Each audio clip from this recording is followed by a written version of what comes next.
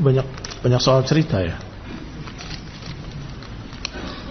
Ada seorang istri yang sikapnya kurang baik terhadap suami. Istri ini suaranya lebih keras daripada suaminya, yang terkadang sulit menasihati, juga terkadang melalaikan pekerjaan rumahnya karena sibuk dengan medsos HP-nya. Ketika dinasihati, diperiksa HP-nya, dia meminta untuk dia juga memeriksa HP suaminya, nuntut balik. Mana nasihatnya?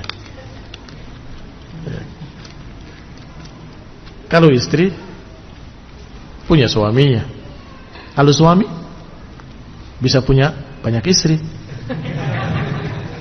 Iya, tidak sama. Jangan menuntut untuk memeriksa.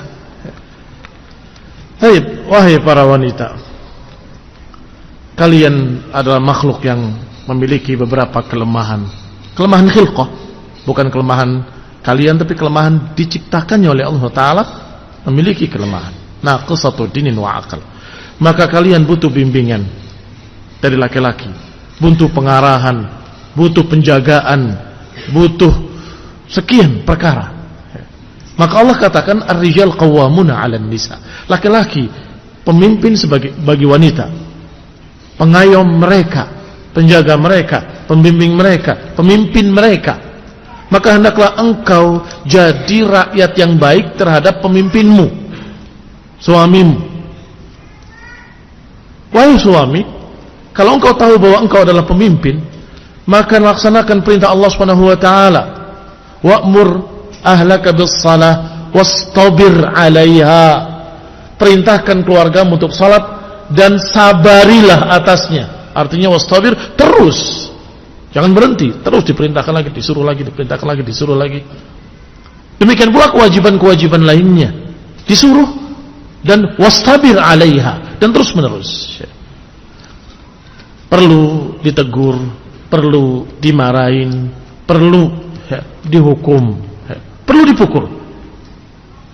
Darban ghairu mubarrih.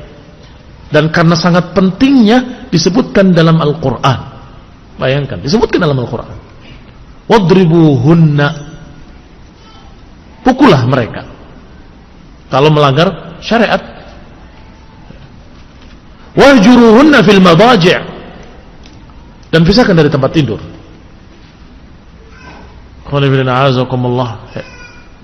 Dan di dalam hadis Rasulullah SAW menyatakan wala tuqabbih. Ini yang dilarang, jangan dijelekkan. Wanita itu dipukul sama dijelekkan lebih sakit dijelekkan. Bahkan ada wanita yang dipukul oleh suaminya, dipukul. Ya walaupun tidak mencacati, tapi terlihat bekas merah-merahnya. Si istri ini tambah cinta kepada suaminya. Mengapa? Karena dia merasa punya pemimpin yang menjaga dia. Dia merasa punya pemimpin yang betul-betul cinta kepadanya, sehingga kalau dia berbuat sedikit saja yang membuat suami cemburu, suami marah. Cinta banget sama saya. Iya, serius. Semakin cinta. Justru sebaliknya, ketika dibebaskan merasa saya seakan-akan gak punya suami. Kemana aja asalkan suka, gak ada yang larang. Ajib. Dia merasa saya ini istrinya siapa sih? Gak ada yang negur, gak ada yang larang. Nanya gak ada. Nelpon kamu di mana gak ada. Mau datang syukur gak? Ya wis. Suaminya datang tidur. Kira-kira istri semakin cinta? Tidak.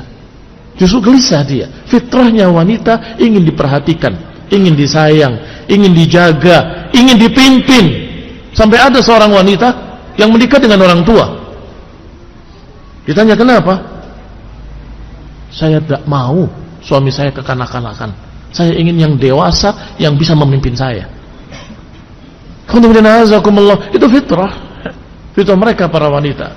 Sehingga kamu, wahai para suami, hendaklah jadi pemimpin yang baik, yang adil, yang penyayang. Mukul-mukul karena sayang. Dan itu akan terasa. Itu akan terasa oleh istri bahwa ini memukul karena dia sayang sama dirinya. Baik, berbeda dengan dendam. Tetapi wala tuqabbih, jangan dijelekkan, dasar jelek. Qabbahallahu wajhak, semoga Allah jelekkan wajahmu. Loh, itu istrimu sendiri. Bagaimana kamu jelekkan? Patah hatinya. Wallahi patah perempuan hatinya ketika kamu jelekkan dia. Kalau kamu nggak sukai istrimu, apa sisanya? Untuk apa kehidupan bersama? Kalau kamu nggak suka. Ini barakallahu fikum. Ketika ada seorang yang datang kepada Nabi dengan menceritakan keluhannya seperti tadi, ya Rasulullah, istri saya, semua diceritakan kejelekannya, kemudian minta nasihat dari Nabi SAW. Kata Nabi, ceraikan dia. Dia bengong, ya Rasulullah, aku masih cinta kepadanya. Loh, kalau masih cinta, kenapa kau jelekkan seperti itu? Lihat, ikhwan fillah azakumullah. Ketika dia mengatakan istri saya, dikatakan ceraikan. Ternyata orang itu berkata, mau menyerahkan berat, aku masih cinta. Kalau masih cinta, ini maknanya, bukan dalam lafaz hadisnya. Kalau masih cinta, kenapa kau jelekkan dengan seperti itu? Rupa. Kalau sudah betul jujur memang jeleknya kayak gitu, ya ceraikan saja, kan begitu. Kalau engkau sudah tidak suka, engkau jelek, kurus, apalagi? Karena tidak tega mengucapkan yang lebih parah dari itu. Kalau kurus relatif, ada yang suka kurus, ada yang suka gemuk. Nah, itu tidak jelek dua-duanya. Tetapi masalahnya dia menjelekkan. Saya itu dari dulu nggak suka sama kamu. Ini ucapan nggak pantas. Kalau dari perempuan mungkin. Kenapa? Karena perempuan lebih lemah dari laki-laki. Tapi engkau laki-laki, nggak pantas ngomong seperti itu. Nggak pantas. Emosionalnya kalau perempuan lebih. Kalau laki-laki seharusnya lebih bijak dari itu. Kalau perempuan memang sudah demikian keadaannya, naqisatu dinin wa aqlin, maka kalau mereka menyatakan dengan kalimat-kalimat seperti itu, jangan dianggap. Jangan dianggap, jangan masukkan hati. Nah, seperti ketika anak kecil mengatakan abi jelek, jangan masukin hati. Iya kan, besok minta permen lagi. Permen. Kenapa? Anak kecil dan wanita seperti itu.